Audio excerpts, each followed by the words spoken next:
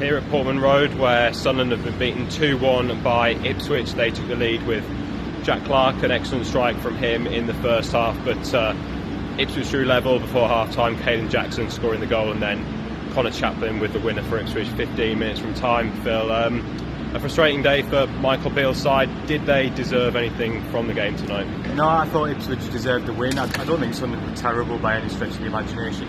I thought defensively they were okay for the most part. They did create some big chances, there's absolutely no doubt in that. Obviously the big one, Adil Al-Shish, just before Ipswich's winner. So I didn't think it was a terrible performance, but I thought Ipswich was the better team. And I think the alarming thing for me in that game probably was the last 10-15 minutes, when obviously Sunderland are chasing the game, but actually it's Ipswich creating all the chances. I don't think it was an awful performance. I think you've got to credit Ipswich. They're a very, very good side, very well organised. They force you to make errors in possession. But I have to say, in my personal opinion, over the course of 95 minutes, I thought Ipswich were the worthy winners. The winning goal was pretty inexcusable, really, wasn't it? Connor Chaplin left unmarked in the box from a free kick, and Michael Beale kind of agreed with that, didn't he? It wasn't really acceptable. No, I think, to be fair to Beale, that's an individual error. I don't think that's necessarily on the head coach. I think, it obviously is a poor decision to give the foul away. That wasn't really necessary. Then it's really poor marking. I mean, Connor Chaplin shouldn't be winning. Excellent player, by the way, but he shouldn't be winning free headers. That's not his game. But I think also you could say as well that, to take Barr off when he did, I thought it was a strange decision. Barr was playing really well. Fair play to Beale. Good decision to bring him back into the side, and I thought he justified it. But that definitely played a part as well. I thought that was an unusual sub in a key part of the game. But he is right to say it's individual lapses and naivety that have cost him the game. That is right.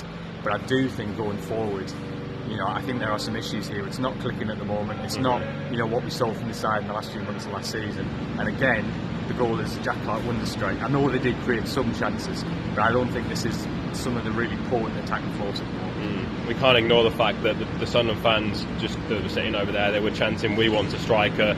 Beale did drop Nazir Rusyn today, brought Abdullah Barr into the team, and kind of Joe Bellingham was leading the line. What does Sunderland need to do now? Obviously the transfer market is open, the fans will want to bring another striker in, but because it's not quite clicking, as you say, at the moment. Yeah, I think it's really important they do get a striker in. I think, to be fair, Beale's been pretty open that they are trying to do that. He's also said that they're only going to sign someone who's going to come in and impact the team. And I think that's more than fair enough. You have got 4 strikers there. The absolute last thing you need to do is bring in another player who's going to be ready to impact the team. The question we all have is the budget there to go and land that player who is ready to come and impact the team? That's the big question mark. And I do think it feels simplistic to say, stick a striker in the team and suddenly everything will be fine. But there's no doubt it is the biggest issue in this team. It just is. There's some defensive issues, sure. But yeah, I think ultimately, it feels like we're having the same conversations, but there's a reason for that. Well, you can read more about today's game over on the SAFC section of the Sunderland Echo website. All the latest transfer news over there as well, and we'll then have more build up to Sunderland's next game. They're back at the Stadium of Light against Hull City next Friday.